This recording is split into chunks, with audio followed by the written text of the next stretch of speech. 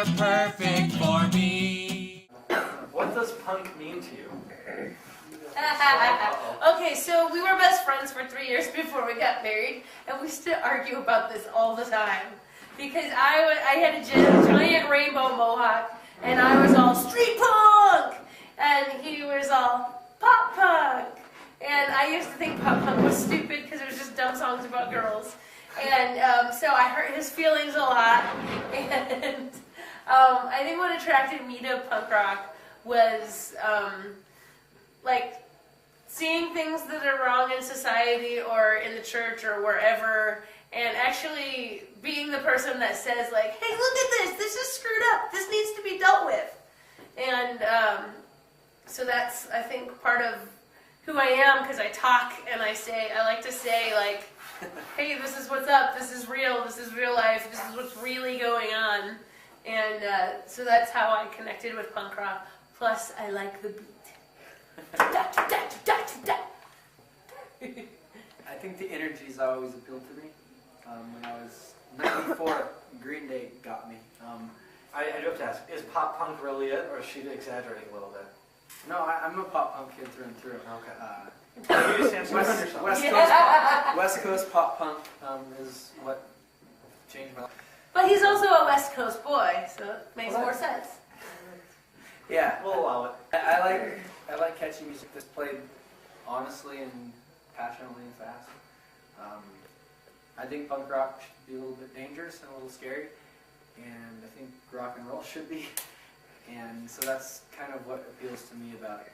A good punk band is a band that I never know what they're really going to do, and they're really going to give everything. They're going to bleed, or they're going to sweat, or they're going to hurt themselves if it means put on a good show, and that's what we aim for. If you had to pick a favorite punk band right now that's still together and touring, who would you say is your kind of your favorite? Larry and his Flask. Oh yeah, they're good. They're from Oregon. They're our good friends, and so far this year we haven't seen anybody more energetic. We played with 800 Octane, and that was really good. Yeah, they're really great. I mean, I still really like Coxbar and the Business and all that stuff, and we like Flatfoot 56. But I like music that's a little bit raw and out of control. So I really like the Wednesdays and the Scurvies when they're playing like kind of free.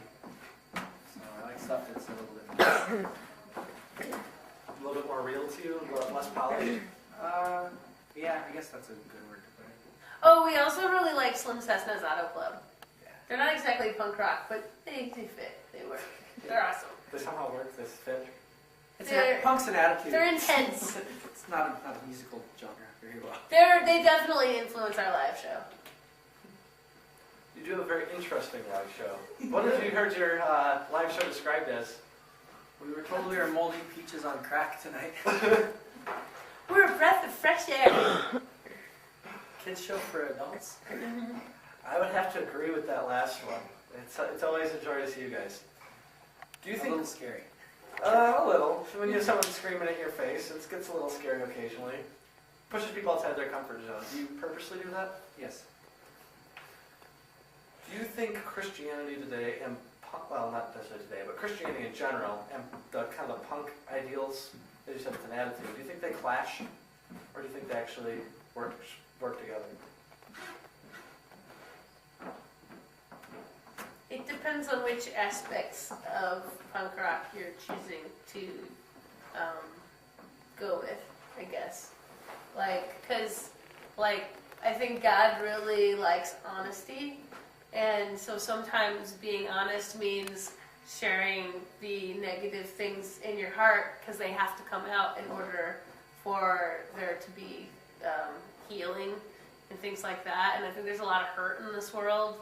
And so to be open and honest about the hurt that's in your life and the pain that you've experienced, as long as you're not living in that forever, that's a very necessary thing in order to find wholeness and peace and healing.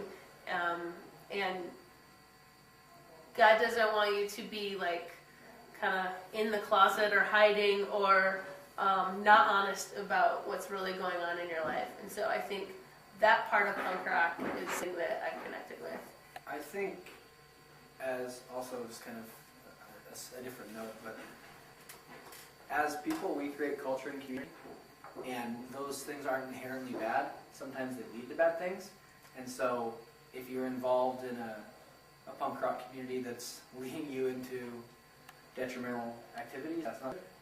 Or if you're involved in a church that's doing the same thing, that's not good. And so I think having a relationship with God is a good thing, and being involved with people that you enjoy and a culture that you enjoy are also good things. It's just a matter of what fruit they bear. Also, rock, I think ideally punk rock is supposed to kind of include, you know, the lowest of the low, and like, you know, people with messed up teeth that don't have money to get their teeth fixed. All, you know, the kind of like, I know there's a camaraderie and like we're poor and broken, but then like that's kind of the church too. Like it's supposed to include everyone, and there's elitism everywhere and different things, but kind of idealistically, it's supposed to include everyone.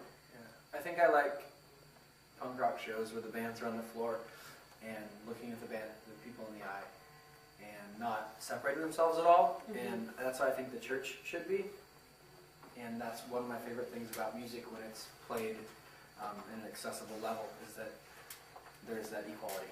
Like anybody can come be a part of this. Yeah. So you like it when bands allow the fans just to jump on stage and do stage dives, and like a Cornerstone climbing the poles and jumping on the I just don't like to get kicked in the head. So if you like to jump off stages, realize that people might not want to catch you, or might not be able to catch you. Very true. Been kicked in the head very many times. Yeah, I got my glasses broke at a Sick of It All show, so you don't have to kick people in the head to have fun. Mine died at a flat show. I understand. Who would you like to thank that's helped you out on this tour? Is there anyone that you can? Jason Guitar String. He gave us a GPS, and that's helped us out a lot. Spike from Cornerstone, or from Jukuza helped us fix our car yesterday, and Josh from FBS has helped us fix our car a lot.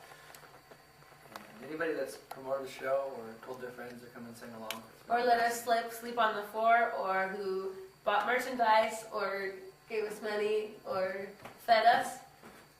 Thank you for that. And lent us your parents to stay at their houses, because parents are awesome. Yeah, dude, staying at people's parents' house, like, yay, moms.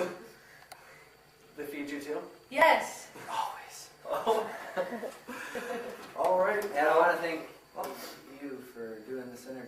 We've never been interviewed together before, and we're still learning how to tell stories together, so we constantly cut each other off and borderline offend each other if we're not careful. So this is an experiment in learning things. You've done a pretty good job. I think we did a good job. Well, it's been a blast. It's actually my first video interview too, so it's kind of figuring it all together. We're learning. Yay. Yes.